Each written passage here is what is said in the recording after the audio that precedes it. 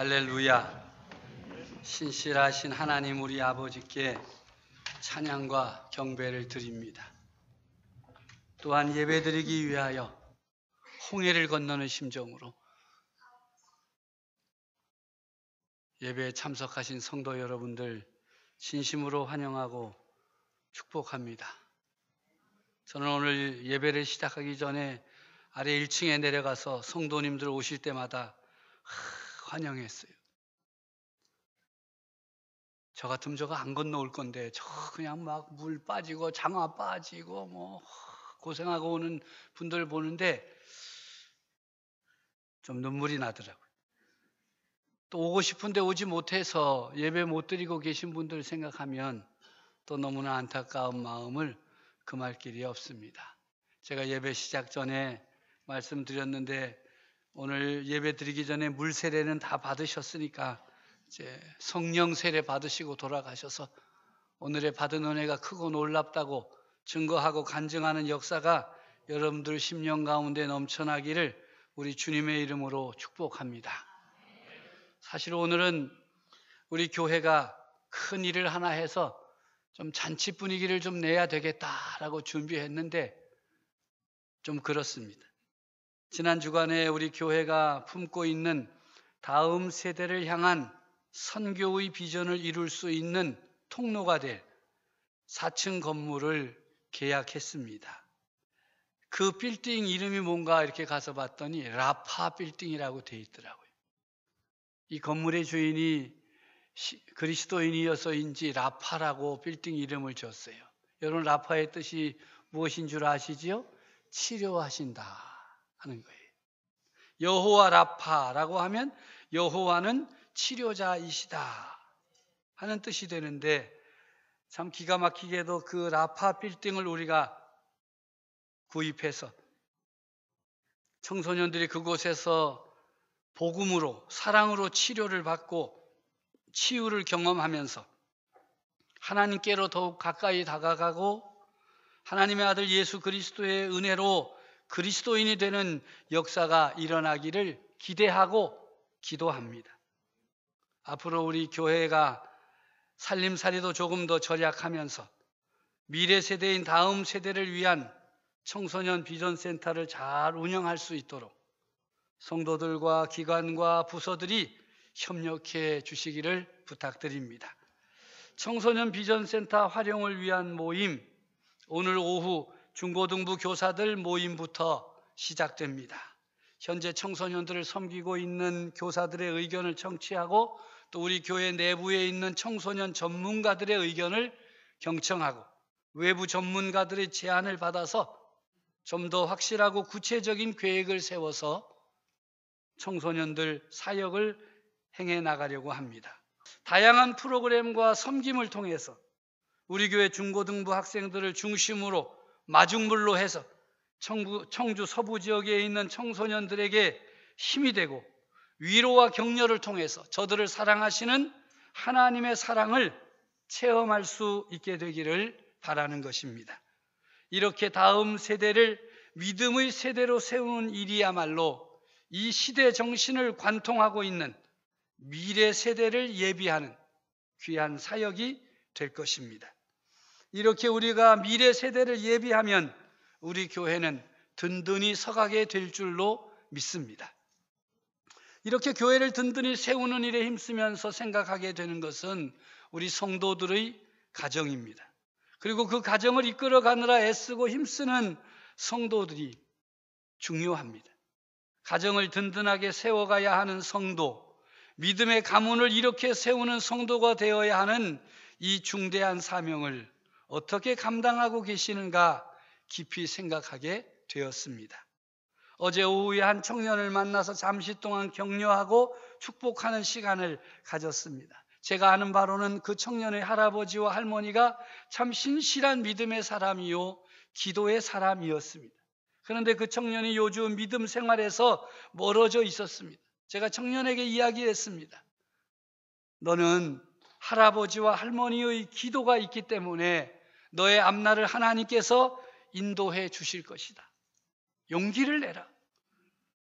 믿음의 대를 잘 이어가야 된다. 권면하고 축복해 주었습니다. 믿음의 대를 이어가는 것, 믿음의 가문을 세워가는 것입니다. 그런데 놀랍게도 이 믿음의 가문을 세우기 위해 힘쓰지 않으면 1세대가 열심히 예수 그리스도를 구주로 믿고 은혜 받고 복을 받고 자녀들에게 물려주는데 그 자녀가 그것을 받아서 제대로 간수를 못해요. 그 다음 자녀들에게 더 풍성하게 물려주어야 되는데 3대로 내려가면 문제가 생겨요.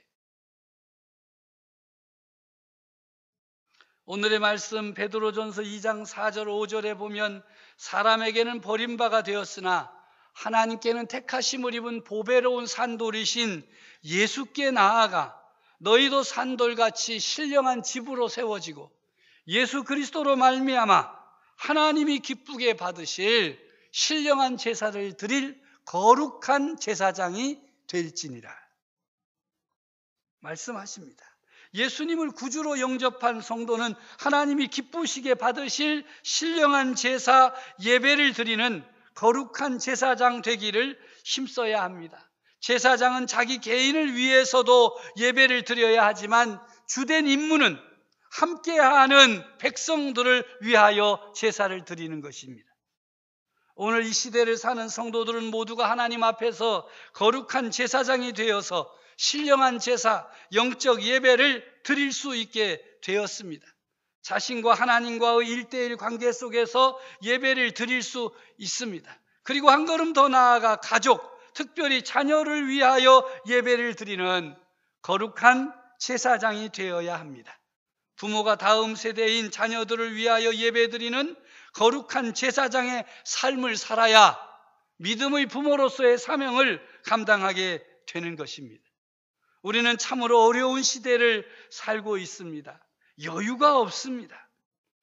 하나님의 말씀에 자신의 삶을 비추어 보고 궤도를 수정하고 바르게 살아가기란 참으로 어려운 시대를 살고 있습니다. 바쁘기도 하고 피곤하기도 하고 또 귀찮기도 하고 복잡하기도 하고 어렵기도 해서 정신없이 살 수밖에 없는 삶의 자리가 우리를 그렇게 만들고 있습니다.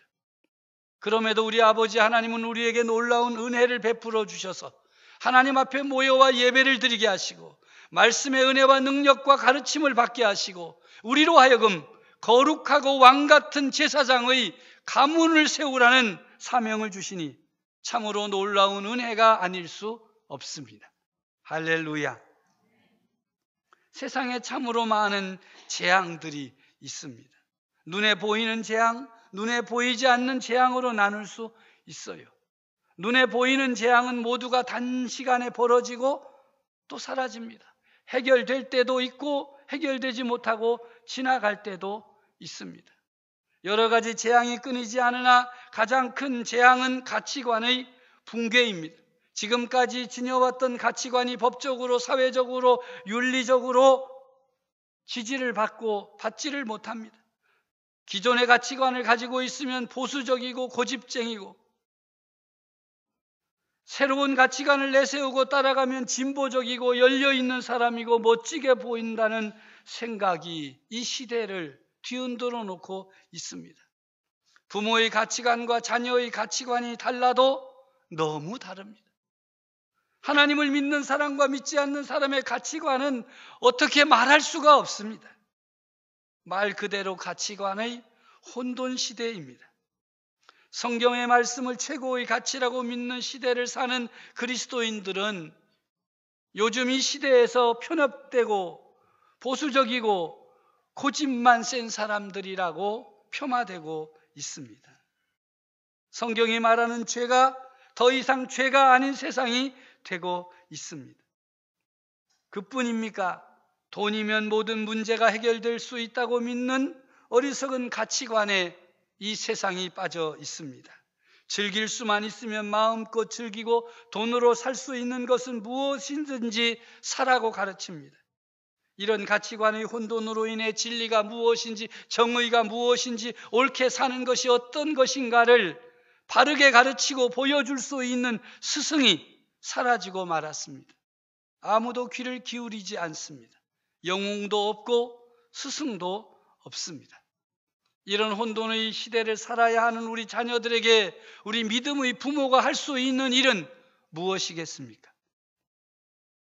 왕 같은 거룩한 제사장이 되어 우리 자녀들로 하여금 하나님의 말씀과 기도 위에 믿음의 집을 짓게 하는 일인 것입니다.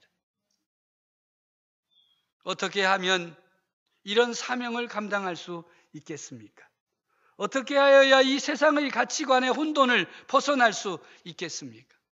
첫째로는 하나님의 말씀에 귀를 기울이게 하여야 합니다. 이스라엘아 들으라, 우리 하나님 여호와는 오직 유일한 여호와시니 너는 마음을 다하고 뜻을 다하고 힘을 다하여 내 하나님 여호와를 사랑하라 말씀하십니다. 하나님의 말씀을 잘 듣고 지키라는 것입니다. 그 이유가 무엇입니까? 우리 하나님 여호와, 오직 유일한 여호와이시기 때문입니다. 우리가 믿고 따르며 사랑해야 할 분은 오직 여호와 하나님 한 분뿐이시기 때문입니다. 마음을 다하고 뜻을 다하고 힘을 다하여 내 하나님 여호와를 사랑하라고 하십니다. 총력을 기울이라는 것이 의지를 가지고 하라는 것입니다. 쉽게 대충 하려고 하지 말고 모든 것을 다 걸어 하나님을 사랑하고 하나님의 말씀에 귀를 기울이게 하라. 그래야 세상의 가치관에 빠지지 않게 되는 것입니다. 하나님의 말씀을 배우고 익힐 기회를 놓치게 되면 후폭풍이 굉장합니다. 나중에 어떻게 되겠지, 고치면 되겠지 하려고 하지만 그것은 불가능합니다. 하나님의 말씀에 우리의 자녀들이 귀를 기울이도록 우리의 최선을 다하고 총력을 다하라 말씀하심에 순명하는 성도들이 되시기를 바랍니다. 두 번째로는 삶 가운데 여호와 하나님을 사랑하는 증거가 있게 해야 됩니다. 우리의 자녀들이 하나님을 사랑하는지 증거가 있어야 됩니다. 첫째는 하나님을 두려워할 줄 알아야 됩니다. 우리를 사랑하시는 하나님을 사랑할 뿐만 아니라 두려워할 줄 알아야 됩니다. 자기 마음대로 해서는 안 됩니다. 자기 중심적으로 행동해서도 안 됩니다. 자기 소견에 오른 대로 자기 방식대로 하면 안 됩니다. 신명기 5장 27절 이하에 보면 이스라엘 백성들이 두려워서 감당할 수 없어서 모세에게 말하기를 당신은 가까이 나아가서 우리 하나님 여호와께서 당신에게 이르시는 것을 다 우리에게 전하소서. 우리가 듣고 행하겠나이다 하면서 부탁을 드렸어요. 이 모습을 바라보신 하나님께서 모세에게 이르기를 이 백성이 내게 말하는 그 말소리를 들은즉 그 말이 다 옳도다. 다만 그들이 항상 이 같은 마음을 품어 나를 경외하며 내 모든 명령을 지켜서 그들과 그 자손이 영원히 복받기를 원하노라 말씀하셨습니다. 하나님을 두려워하여야 하나님을 경외하고 하나님의 명령을 지켜야 그들과 그 자손이 영원히 복을 받습니다. 세 번째로는 하나님의 가치관을 따라야 됩니다. 하나님께서 옳다고 하신 일, 가치 있다고 하신 일을 존중해야 됩니다. 하나님께서는 출애굽한 이스라엘 백성들이 가나안에 들어가기 전에 지켜야 할 규례와 법도를 말씀하시고 돌판에 새겨주셨어요. 내가 너희의 귀에 말하는 규례와 법도를 듣고 그것을 배우며 지켜 행하라. 하나님의 가치관입니다. 이 가치관이 무너지고 따르지 않으면 하나님과의 관계가 무너지는 것이요, 하나님과의 약속을 깨뜨리는 것이요, 복된 삶을 저버리는 것입니다. 하나님의 말씀 속에 담겨진 가치관은 잘 지켜야만 됩니다. 이 규례와 법도를 잘 지켜야 하나님께서 그들에게 복을 주시겠다 약속하셨기 때문입니다. 이것이 제대로 지켜지지 않으면 하나님과의 약속도 흔들리고 우리의 삶도 혼돈에 빠지게 되고 결국 망할 수밖에 없습니다. 마지막 말씀을 드립니다. 부모가 왕 같은 거룩한 제사장이 되어야 합니다. 사랑하는 성도 여러분, 우리가 이 세상에서 지켜야 할 것이 참 많습니다. 자신과 관계된 것을 지키기 위해 얼마나 힘쓰고 있습니까? 다른 사람들이 볼 때는 뭘 저런 걸 지키려고 저렇게 애쓰나 할 정도로 우리는 사소한 것에도 목숨을 걸고 힘쓰고 있습니다. 가정을 지키기 위해서, 직장을 지키기 위해서, 건강을 지키기 위해서, 교회를 지키기 위해서, 나라와 민족을 지키기 위해서, 자신의 믿음을 지키기 위해서 힘쓰는 모습은 때로는 처절하기도 하고 때로는 아름답기도 합니다. 성도 여러분, 다 빼앗겨도 좋지만, 다 잃어버려도 좋지만 이거 하나만큼은 지켜야 되겠다 생각하시고 그렇게 지켜나가는 것 무엇입니까? 여러 가지로 말할 수 있어요. 교회니까 나는 다 빼앗겨도 믿음은 지키겠다. 다 빼앗겨도 내가 성경은 지키겠다. 좀 말이 좀 그렇네요. 성경책 또 따로 사면 되지 뭐. 그럴 것 같아요. 여러분은 정말 다 빼앗기고 잃어버려도 이거 하나만 있으면 나는 만족하겠다. 죄송스러운 말씀입니다마는 아무리 다 빼앗긴들 자식을 빼앗기는 것보다 더 큰 고통이 어디에 있겠습니까? 그럼에도 불구하고 자녀를 세상에 내어주는 부모들이 늘어나고 있다는 것, 그것이 오늘 교회의 현실입니다. 가치관의 혼돈으로 말미암아 자녀들이 세상 가치관을 가지고 살아도 괜찮다, 어쩔 수 없다 허락하는 부모들이 의외로 많습니다. 참으로 놀라운 일이 아닙니까? 나도 모르겠다, 너희들이 알아서 해라, 먹고 살아야 하고 생존해야 하니 어떻게 하겠느냐 하면서 자녀를 세상에 다 내어버렸습니다. 어린아이들 또 청소년들 열심히 공부해야지요. 입시도 준비해야 됩니다. 그러다가 보니까 믿음 생활을 제대로 못하고 말씀 생활도 제대로 못합니다. 그러나 부모들이 나중에 잘하면 되겠지 이렇게 생각합니다. 정말 그럴까요? 그렇게 쉽게 세상 가치관으로 채워진 자녀가 믿음의 가치관을 갖게 되는 것 가능하다고 믿고 있습니까? 여러분이 그렇게 능력 있는 전능자들입니까? 자식을 세상에 다 내어주고도 하나님 앞에 서야 할 때 무엇이라고 하시겠습니까? 자녀 교육 참으로 어렵고 신앙 교육 더 어렵습니다. 이렇게 어려운 일인 것을 하나님이 알고 계실까요? 잘 알고 계십니다. 그래서 자녀들의 신앙 교육은 어려서부터 철저하게 시키라고 말씀해 주셨습니다. 신명기 6장 1절 이하에 보면 이는 곧 너희의 하나님 여호와께서 너희에게 가르치라고 명하신 명령과 규례와 법도라. 너희가 건너가서 차지할 땅에서 행할 것이니 2절에 곧 너와 내 아들과 내 손자들이 평생에 내 하나님 여호와를 경외하며 내가 너희에게 명한 그 모든 규례와 명령을 지키게 하기 위한 것이며 또 내 나를 장구하게 하기 위한 것이라. 3절에는 이스라엘아 듣고 삼가 그것을 행하라. 그리하면 내가 복을 받고 내 조상들의 하나님 여호와께서 내게 허락하심 같이 젖과 꿀이 흐르는 땅에서 내가 크게 번성하리라. 더욱 주목해야 할 것이 있어요. 2절에 너와 내 아들과 내 손자들이 평생에 내 하나님 여호와를 경외하며라는 말씀입니다. 믿음의 대는 이어져야 합니다.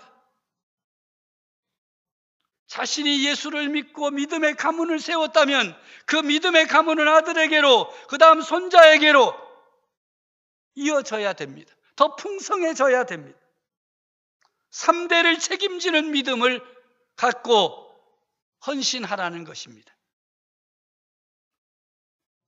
자녀의 말씀 교육, 신앙 교육은 부지런히 가르쳐야 됩니다. 누가 가르칩니까? 부모가 가르치는 것입니다. 부모가 교사입니다. 많은 성도들이 신앙 교육은 부모와 관계가 없다고 생각하는 분들이 많이 있습니다. 그저 관계가 있긴 있는데 교회만 보내면 된다고 생각해요. 그런데 하나님의 말씀인 성경은 그렇게 가르치지 않습니다. 자녀의 신앙 교육은 부모가 최우선적으로 지켜야 할 사명이고 부지런히 가르쳐야 할 책임이라고 하십니다. 부모가 교사가 되어 자녀들이 평생 변치 않는 믿음으로 살 수 있도록 부지런히 가르쳐야 할 것입니다. 복음을 가르쳐야 됩니다. 예수 그리스도의 십자가의 복음과 부활의 복음, 또한 요한복음 3장 16절에 기록된 복음, 이 귀중한 복음들을 가르쳐야 돼요. 예수 그리스도의 복음을 가르쳐야 돼요. 하나님이 세상을 이처럼 사랑하사 독생자를 주셨으니 이는 저를 믿는 자마다 멸망하지 않고 영생을 얻게 하려 하심이라. 하나님의 아들이신 예수님, 우리의 죄를 사하기 위하여 십자가상에서 죽임을 당하시고 하나님께서 그를 죽은 자 가운데서 다시 살아나게 하셨다는 부활의 복음을 가르쳐야 하고, 우리의 삶의 주인 구세주는 예수 그리스도임을 가르침으로써 저들이 믿음의 길에서 반듯하게 말씀 위에 서서 담대하게 세상을 살아가게 만들어야 할 것입니다. 자녀들의 신앙을 책임져야 할 교사인 부모가 해야 할 일이 있습니다. 그것은 다른 교사, 특별히 교회에서 세운 교사와 협력하는 일입니다. 교회 학교 교사들에게 위탁하는 것이 아니라 협력하는 것입니다. 원칙적으로 부모가 제1교사입니다. 그리고 교회가 세운 교사는 제2교사입니다. 논문으로 말하면 제1저자는 부모예요. 부모들은 교사의 자세를 가지고 교회가 세운 교사들과 협력해야 됩니다. 전략적인 제휴를 해야 돼요. 우리 아이가 기독교 세계관과 가치관, 하나님을 믿는 올곧은 믿음, 생명력 있는 믿음을 가지고 살 수 있게 하려면 가정의 부모와 교회가 협력해야 돼요. 연합해야 돼요. 부모는 교회에서 아이들에게 가르치고 있는 것이 무엇인지, 이번 여름 성경학교와 수련의 주제가 무엇인지를 잘 알아야 됩니다. 그리고 부모는 교회에서 세운 교사에게 자녀들의 정보를 제공해야 할 것입니다. 우리 아이가 갖고 있는 꿈이 무엇이며 무엇에 관심이 있는지, 고쳐야 할 태도가 무엇인지, 가정에서의 신앙의 모습은 어떤지를 알려주어야 됩니다. 물론 교회 교사들도 부모와 연합하기 위해 부모들에게 자신이 맡아 가르치는 아이의 모습을 전해주어야 됩니다. 예배의 태도가 어떠한지, 믿음이 어떻게 성장하고 있는지, 친구들과의 관계는 어떤지, 또 이번 여름 성경학교와 수련회의 주제와 흐름과 방향에 대해서 알려주어야 합니다. 협조를 구해야 됩니다. 부모가 알아야 됩니다. 왜냐하면 제1교사는 부모이기 때문입니다. 부모와 교사는 하나님의 말씀을 마음에 새기고 자녀들에게 부지런히 가르쳐서 우리의 자녀들이 하나님의 뜻을 따르고 하나님의 가치관을 자신들의 가치관으로 삼고 하나님의 자녀가 되어 믿음의 길을 걸어갈 때 우리의 꿈, 하나님 나라의 꿈이 이루어지게 되는 것입니다. 우리를 불러 하나님의 자녀가 되게 하시고 거룩한 나라요, 왕같은 제사장으로 삼으신 주님께서는 우리가 거룩하고 왕같은 제사장의 가문을 세워 이루어 가기를 원하시고 명령하십니다. 이 명령을 잘 수행하는 성도 여러분들이 되어 하나님을 기쁘시게 하는 사명자의 삶을 잘 감당하는 복 있는 성도들 되어지기를 간절히 바랍니다.